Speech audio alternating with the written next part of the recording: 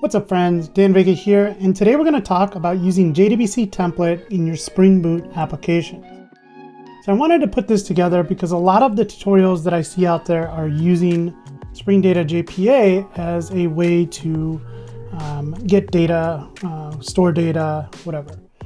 And so I wanted to make folks aware that there is this JDBC template out there that allows you to write straight SQL. And that's perfectly fine these days. There may be use cases for that. And another reason I kind of wanted to get into this is I got a question over on the Spring Boot Developers Facebook group, which I manage. So if you're not a part of that, please go ahead and head over there and sign up for that and join 30,000 of my closest friends on that group. One of the questions I got was, hey, can you please mention why you would use JDBC? Most of the courses or tutorials I've taken use the JPA repository. Was JDBC an old way to connect before Hibernate became kind of mainstream? Do you recommend using it today if we build a app from scratch? And so let's just break that down real quick. So JDBC, this is the Java database connectivity. And then, yeah, this goes back to early Java and how you would connect to a database. So in the java.sql, javax.sql packages, you'll find a bunch of APIs for managing connections to databases, extracting data, and inserting, updating, etc. And then Hibernate came around, and Hibernate became very popular, and Spring built this library, Spring Data JPA, that really sits on top of Hibernate and makes all of that very easy to use. But there is still a real use case for writing straight SQL. Again, maybe your team doesn't know Hibernate or JPA. Maybe your team is made up of SQL developers. Also, there is something to say about having that control, that level of control over the SQL that's being written. So would I recommend building an application from scratch if you just want to use JDBC template, writing your own SQL queries? Absolutely. And it really depends on your team. But make no mistake about it, there is nothing wrong with writing SQL to interact with the database. Every language framework out there does it. So there's nothing wrong with it. And there is certainly nothing wrong with Hibernate, JPA. So it really matters, what your team is made up of, what do you prefer. But I really like the simplicity of the JDBC template. Again, you don't need to learn something new. And so what we're going to do today is we're going to build an application from scratch. It's going to be a small application building out a course platform.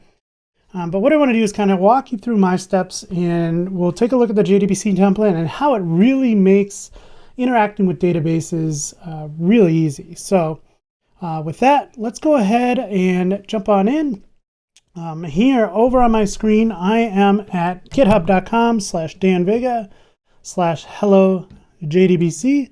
And this is the URL that you can grab all the code for today's demo. If you want to, you can start from scratch and follow along with me, but the finished code will be here, and I'll go ahead and update this README at some point to contain a little more information. So with that, let's go ahead and jump on in. I'm going to be using IntelliJ today. You can use whatever text editor IDE you want. Shouldn't really matter. So I'm going to go in. I'm going to create a new project. Again, if you don't have the Ultimate Edition of IntelliJ, I try to tell this every time I use this because I don't want people to think you can't use IntelliJ, but the Ultimate Edition of IntelliJ has the Spring Initializer built into it. The Community Edition does not. That's okay. Head over to start.spring.io and you can generate a project from there and import it right into IntelliJ. And if you have questions about that, please let me know below. So what we're going to do is we're going to create a new Spring Initializer project. I'm going to use Java 11 for what we're doing today. I think, anything above 9 should be okay. Maybe even 8. So we're going to click next, and I'm going to go ahead and enter some info here. So I'm going to say the group is going to be dev.danvega. We're going to call this course platform.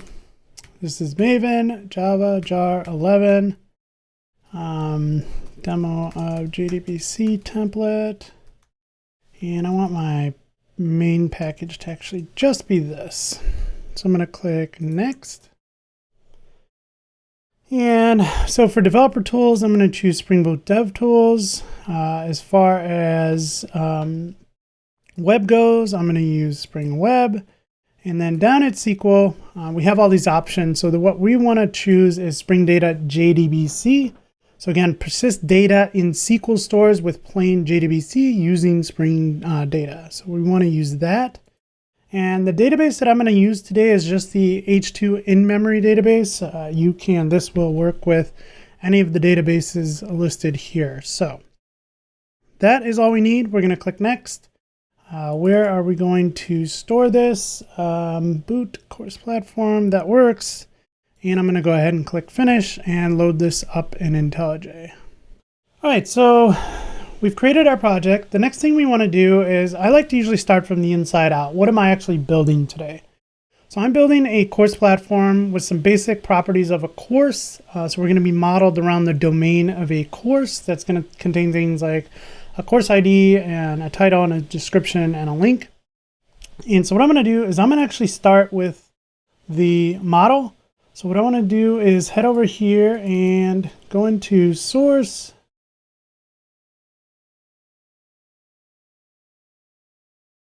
And main and Java, and in my main package, I'm going to create a new package and we're going to call this model.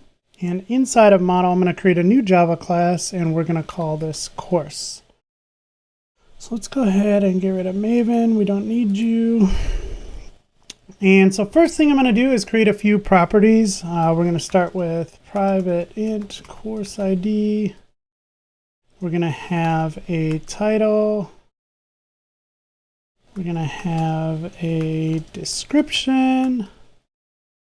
And we're going to have a link. So I'm going to generate a couple constructors. I'm going to create a noarg constructor because we're going to add a new constructor here, and that will remove the default noarg constructor. So I'm also going to add a constructor that takes in a title, description, and link, because ultimately in the database, the ID is going to be generated by the database. So I don't need that in the constructor. Finally, I'm going to go ahead and set up some getters and setters. And I'm just going to generate these. And I'm also going to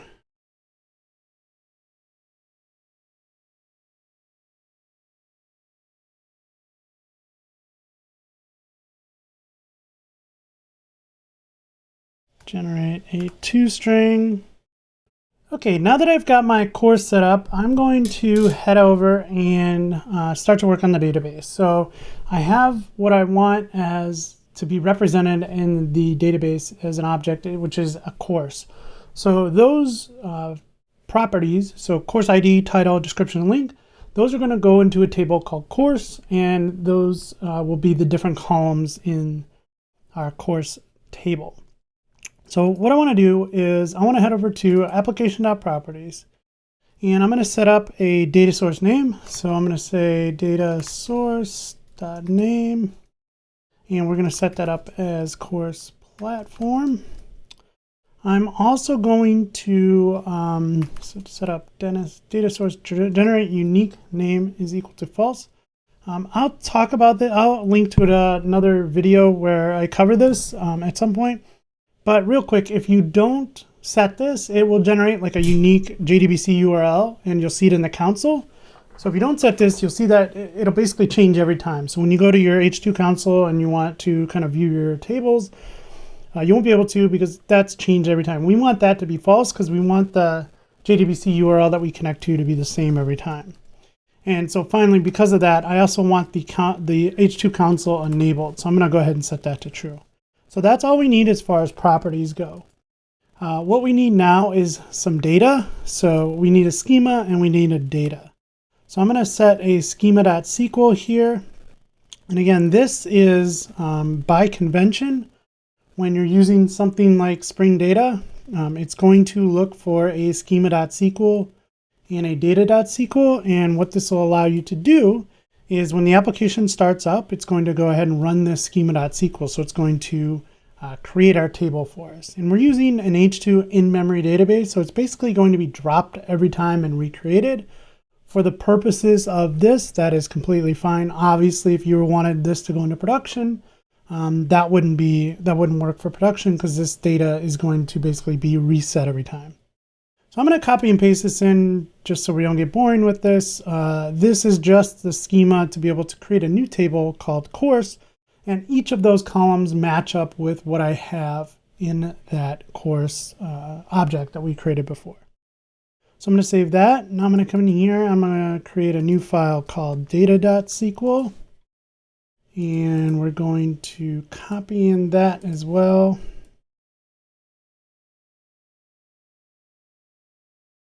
And so this is just 5 different courses that I have over on my website. These are courses of mine. So I'm going to go ahead and save this. And now what we have is data.sql, schema.sql, and we have our H2 database. Again, I guess I should have mentioned this earlier, but if this is new to you, when we selected that H2 database at the beginning, when we were creating the project, we get this H2 dependency here in our pom.xml. And because we have our Spring Boot starter dated JDBC on there, we're going to get that feature where it's going to look for those 2 files by convention and kind of run them for us. So that's a long way of saying if we run this, we should have a table in our H2 database, and we should have a 5 different rows in there as well. So let's go ahead and run this. I'm going to run the application, and hopefully if we've done everything correctly, it will start up without problems, and we can check something out. Okay, so here it is. It did start up. So again, look at this line here. You can see H2 console is available at this. Database is available at this. So this is something you want to copy.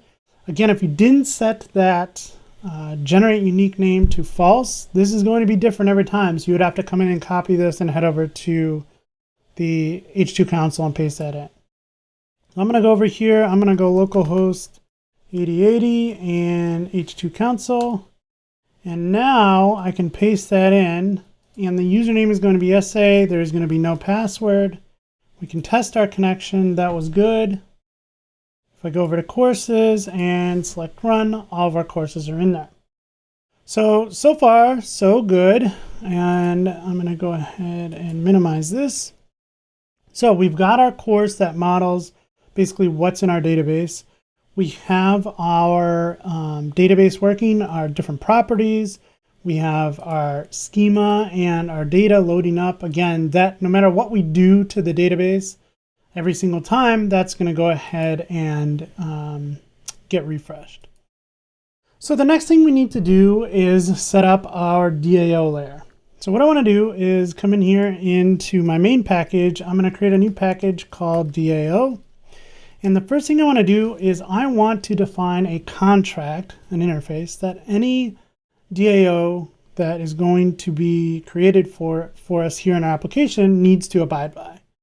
And you'll see this a lot, even in services. I see a lot of one-to-ones. So if you're going to have a Course DAO, you may have a Course DAO interface. And I'm not a huge fan of this. It adds a lot of ceremony. I like to create one interface that any of my kind of service objects would implement at the end of the day.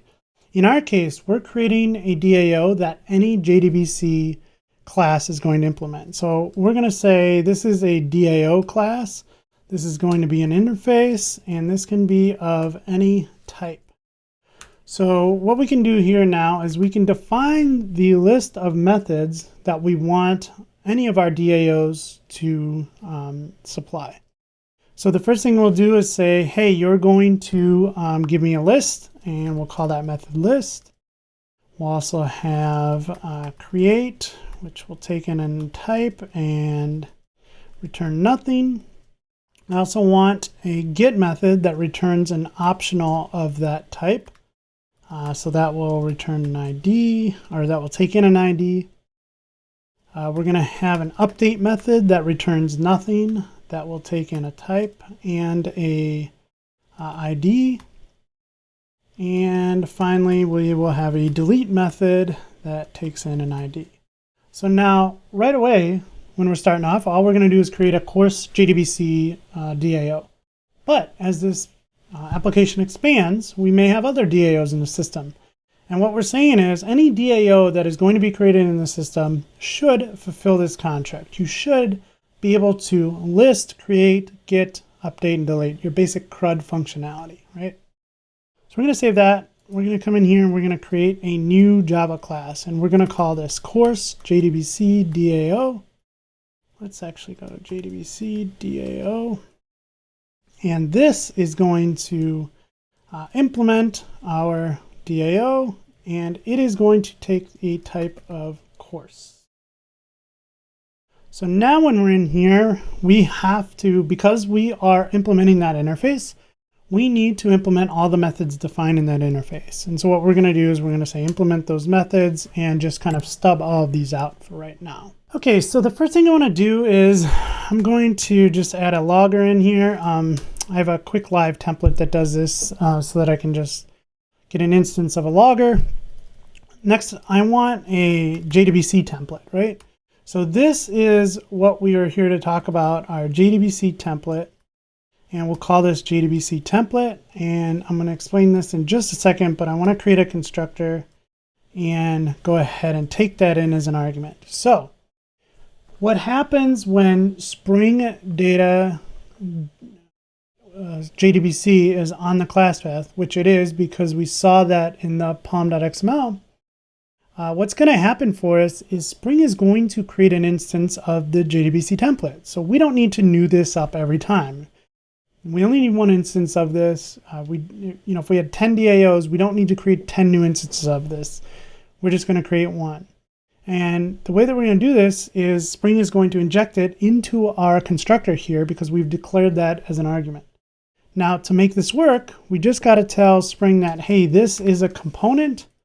I need you to go ahead and look at this and include this in dependency injection and also wire up any other dependencies we have here.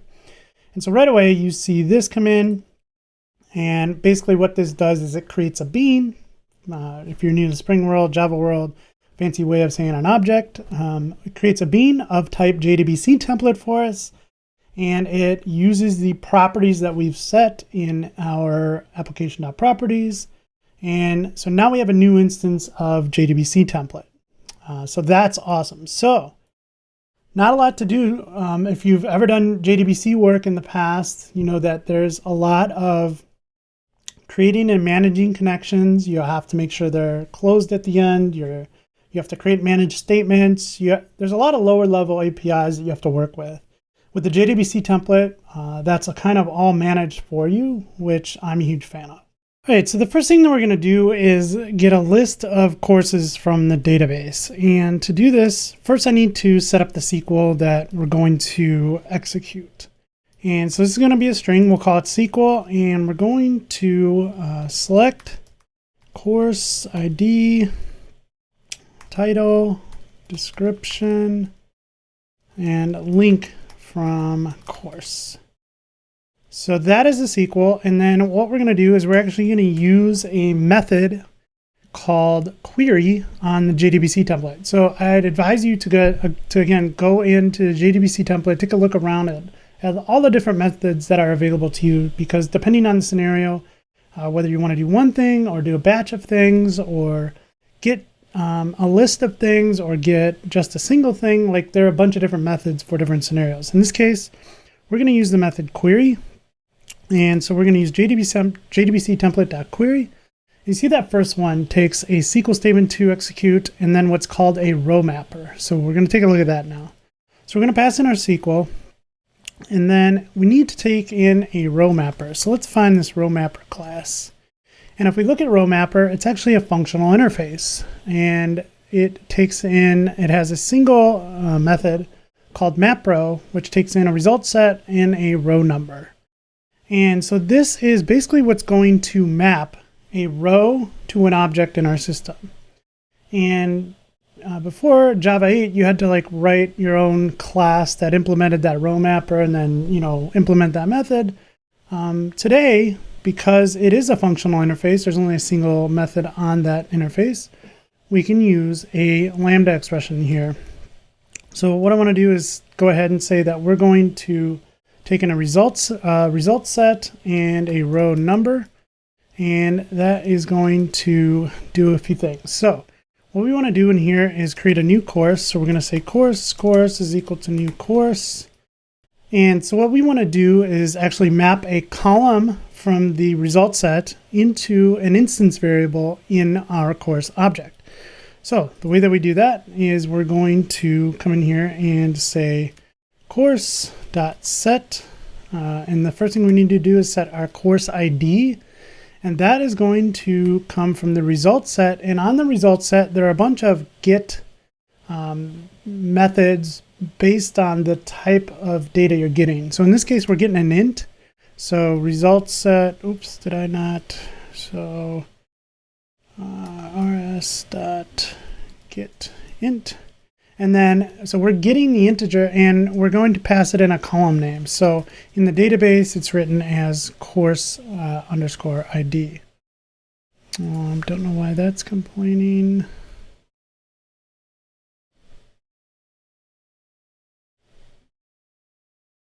We'll come back to that in a second. Course.set title and result set.get. So this is a string. And this is going to be the name of the column in there is title.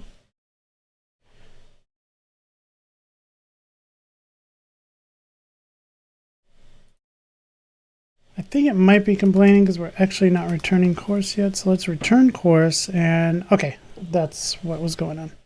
So nothing to do with the method names themselves.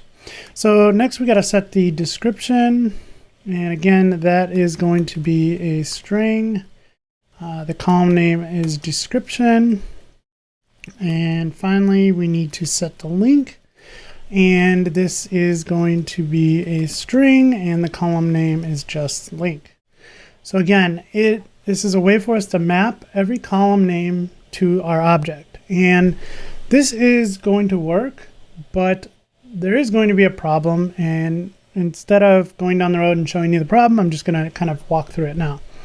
We're going to need this row mapper again. What happens when we get a single course out of the database? We're going to have to map that column, each of those columns, to the corresponding instance variables here in our course object. So doing this inline like this is going to make some more work for us. We're going to have to duplicate this code later on. So what I want to do is actually come in here and take this out. And what we can do is we can go ahead and just set up a row mapper of type course. And we'll call this row mapper. And it is equal to that code that we just wrote there, right? So now what we can do is just use our row mapper instance, and that will work there. So we've just made that reusable, so we can go ahead and use it again later. So that looks like everything that we need. So what I want to do now is head over to our main application. And here in the main app, I am just going to come down. And what we want to do is actually get an instance of the DAO that we've set up. So the first thing I want to do is actually set up a variable for my DAO.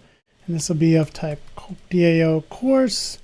Call this DAO. I'm actually going to create a constructor that should take that in.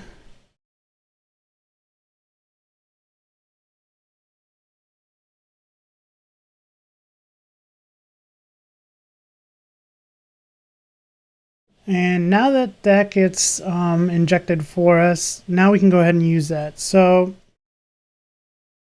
I'm going to go ahead and set up just a little, let's say. So now what I want to do is I want to get a list of course, and we'll call this courses. And we're just going to use that DAO, and we're going to call that list method.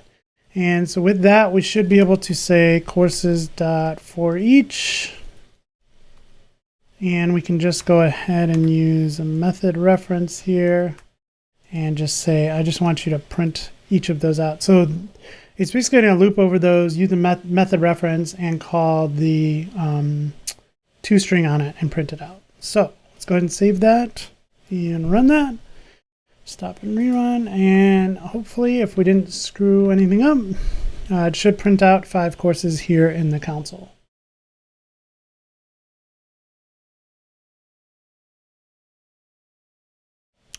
All right, good. So that is the first thing that we wanted to do, was to be able to list out all of the rows in our database. All right, so the next thing we're going to do is start to work on our CRUD methods. So create, read, update, and delete. So let's start with create. So we're going to start again with some SQL that we need to execute. And this is like normal insert statement that you would write. So we're going to insert into course. We're going to take in the title, the description, and the link. And again, the ID is generated for us, so we don't need that. And we're going to say values, and we need some way to denote that these are basically going to be dynamic parameters that are going to be bound to the SQL query later on. So the way we do that is with a question mark. So we have 3 values coming in. So we're going to say question mark for each of those, and that is our SQL statement. So in the JDBC template, there is an update method that takes SQL. There's also one that takes SQL and then a var args of objects. So this could be one object, or this could be many objects. And this is the one that we actually want to use here. So we're going to enter in our SQL to execute. And then for each argument that we want to bind in our SQL statement here, we need to supply that. So what is going to be the title? The title is going to be whatever course.get title is. The description is going to be course.get description, and the link is going to be course.get link. So that is all our statement is going to do. So the one thing I want to do here is I want to talk about the update method. So the update method is going to return an integer, and that integer is basically going to tell us how many rows were affected. So I'm going to say integer, let's just call it insert is equal to that. And what I'm going to do is in here go if insert is equal to 1. Let's go ahead and just log something here that says new course created, and this would be the course.getTitle. Okay, so that should go ahead and work. So if we go back over to our main application, I want to go ahead and above this, I'm going to do something similar to this. And I'm going to say create course. And so all we're going to do here is we're going to create a new course. So we're going to say course Spring View is equal to new course. And we actually have a constructor that takes in a title, a description, and a link. So I'm going to say Spring Boot plus View. And we'll say new course. And this is just going to be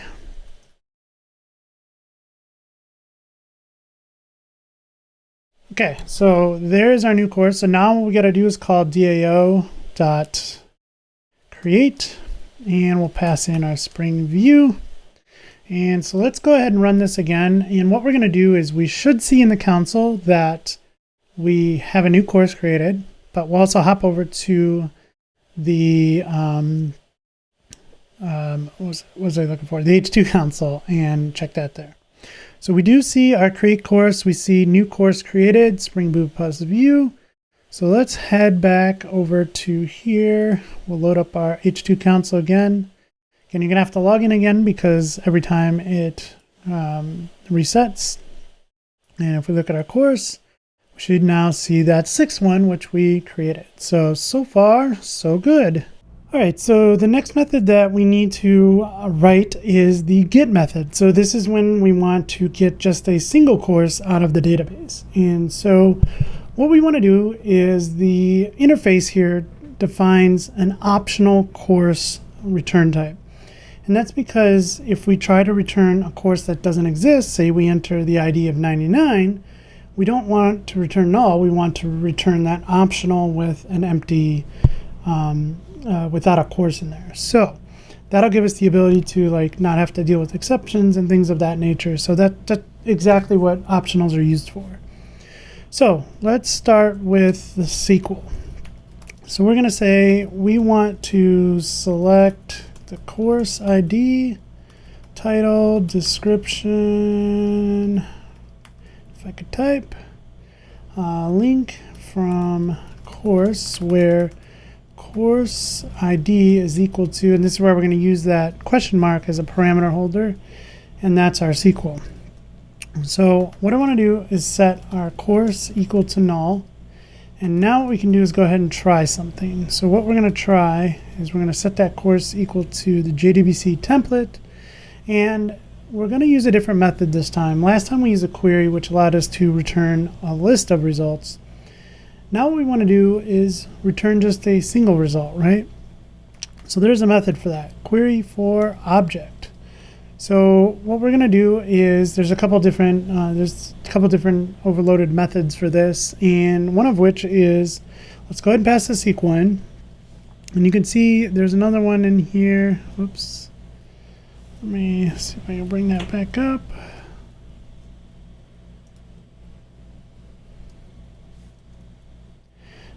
So SQL, and then you can pass in an object array of args, so the different arguments. So in this case, that'll be the course ID. And then you can see one of them there takes the row mapper. So what we can do is we can say, all right, we're going to pass in the SQL. The object array, all we're doing is passing in a single one, which is going to be the ID that is passed in. And this is why we refactored that row mapper from before, is because now we can just take advantage of that row mapper that we've already created. So we can just use our row mapper here, and that should satisfy that. So what we are going to catch here is a data access exception. And this is basically going to be when we can't find that particular course. So we're going to go ahead and log that. We'll just log an info for now, say course not found. And then we'll go ahead and add the ID for that one. So that will do that. Now what we need to do is we need to say, what are we returning here? And so what we're going to use is the optional.of_nullable. And so we'll go ahead and pass in our course here. And so if we look at this method, this returns an optional describing the given value if non-null, otherwise returns an empty optional. So that'll allow you to basically check to see if it's present or if it's empty. And if it's not empty, you'll be able to go ahead and get it. So that's what we're using there. So that is the get. I'm just going to finish these out here in the DAO, and then we'll go back to the main application and kind of test these out. So next is the update. So the update is going to look very similar to the create. So almost so similar. I'm not going to copy that. So let's just do string SQL is equal to update course set title equal to, and then we're going to use that question mark. Description is equal to question mark. Link is equal to question mark, where course ID is equal to question mark. So this is where we're going to remember the update method. I didn't mention this before, but it sounds like update should be just to update something, but it's not. Update is actually used for inserting, updating, and deleting. So we're going to do that. We're going to use that update method again, and remember it returns back to us a integer. So I'm going to say JDBC template.update, and we're going to pass in the SQL, and then we need to pass in every argument that we set there. So we set the title, description, link, and course ID. So I'm going to go ahead and say course.get title, course.get description, course.get link, and then the ID is actually the last parameter there. So again, if update is equal to 1, I'll go ahead and just log out. Course updated.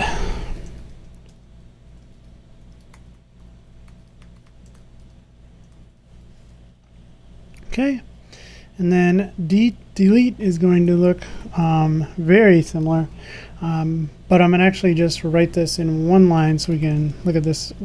We could have been doing this before. I like to be a little more explicit with things when I'm kind of introducing them the first time, but now that we're down to delete, I can just say return JDBC template. Oh, we're not actually returning anything, sorry. Sometimes I like to return that. If you wanted to, you could return like a Boolean from create and update. So sometimes I'll say return whatever that integer that's getting returned back from the update method. Say, hey, if that equals 1, we're going to return true, else we would return false, but not doing that here. So we're just going to say update, and then we're going to delete from course where course ID is equal to the parameter. We're going to pass that in, and that's all there is to it. So now let's go ahead back over here, and what we're going to do is just do a quick check on updating or actually getting, updating, and deleting. So let's go ahead and get this particular course. So we're going to do something similar to this. Oops, so /n one course.